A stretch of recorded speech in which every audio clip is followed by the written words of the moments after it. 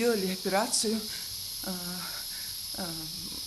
меня прокисерили на 32-й неделе беременности, так как не могли подключить нужные антибиотики. После, конечно же, у меня отказались легкие, они не дышали у меня. Именно в таком тяжелом состоянии с одышкой попала в Сунжинскую районную больницу Аминат Булгучева. Будучи на 8-м месяце беременности, почти неделю она провела дома, думая, что это обычная простуда. Однако постоянно высокая температура и общее плохое состояние стали сигналом для родных. Аминат экстренно доставили на скорой в больницу, где тревожные предположения подтвердились. Ковид существует, это 100%. Я испытала это на себе, потому что жизнь делится после этой болезни на до и после. Это 100%. Могу за это точно отвечать. Многие в республике не верят, что его нету.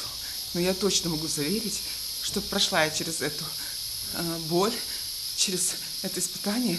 Аминат признается, что благодаря нашим врачам она чувствует себя намного лучше. Правда, временами самочувствие ухудшается, бывает одышка, поэтому необходимо бывает подключать кислород. Дышать я не могла вообще, но благодаря нашим врачам, которые и не только там ко мне или что-то, каждому человеку, каждому больному, который сюда поступает, они настолько чутко, внимательно смотрят за каждым пациентом, откачивают его.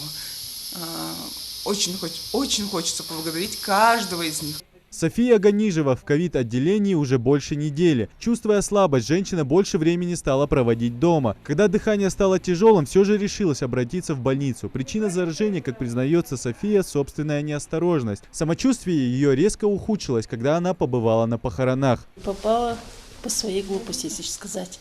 Я думала, что карантин уже прошел, что люди уже не болеют. Сняла маску и поехала спокойно. И вот все это случилось. Я была очень тяжелая.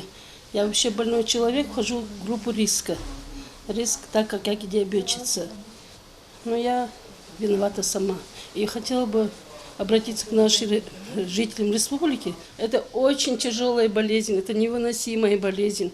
Это благодаря врачам, которые меня приняли сюда, которые меня обслуживают. Я выжила, можно сказать. В Сунжинской городской больнице переоборудовали большое помещение под инфекционное отделение. Здесь есть все необходимое для оказания помощи больным и для безопасной работы врачей. Маски, противочумные костюмы и обработка каждые полчаса. Именно эти правила помогли добиться 100% статистики по здоровью медработников. Вирус отступил, но не убит, признаются врачи. С началом это не сравнить в плане количества пациентов. Но это вполне можно сравнить, если сравнивать тяжесть пациентов, потому что сейчас пациенты идут тяжелые. Честно, не знаю, с чем это связано, потому что тяжелых пациентов много, учитывая, что общий процент заболеваемости не такой высокий, как в начале было, допустим, в апреле или в мае. Коронавирус – болезнь, которой подвержены все возрастные категории. Среди больных есть как пожилые, так и самые маленькие, и даже беременные женщины. 10 будущих матерей с диагнозом COVID-19 проходят лечение в родильном отделении Сунжинской больницы. А всего в инфекционном отделении с коварным диагнозом лежат 37 человек. По словам врачей, говорить о том, что болезнь осталась позади, очень рано, ведь зараженные ею поступают каждый день. Последние несколько недель, недели 3, скажем так, отмечается рост заболеваемости. Больные поступают тяжелые. Я так предполагаю, что это потому, что до последнего сидят дома, не обращаются к врачам. Возможно, кто-то не выполняет рекомендации. Или есть те, которые лечатся преимущественно народными средствами. Вот. Хотелось бы отметить, сказать пациентам, что второй волной это пока, конечно, не назовешь, несравнимо с первой, но тем не менее рост заболеваемости отмечается. Хотелось бы сказать, чтобы максимально ограничили посещение массовых мероприятий. Специалисты отмечают, что в группе максимального риска все еще остаются люди в возрасте. Именно они чаще всего погибают от вируса. Легче всего болезнь переносят дети и молодежь. Медики уже в который раз призывают население не игнорировать все меры безопасности ради собственного здоровья и жизни близких. Важно при первых же симптомах, не затягивая, вызвать участкового врача на дом и следовать строго его инструкциям.